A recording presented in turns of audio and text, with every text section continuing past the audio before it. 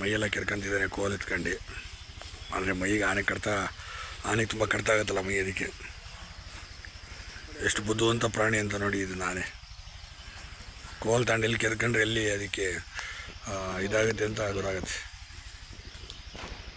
ಆನೆಗಳಿಗೆ ಕಮ್ಮಿ ತಲೆ ಅಲ್ಲ ನೋಡಿ, ಕಾಲು ಹೆಂಗೆ ಕೆರ್ಕೊಳತ್ತೆ, ಎಲ್ಲಿ ಕಡ್ತಾ ಆಗುತ್ತೆ.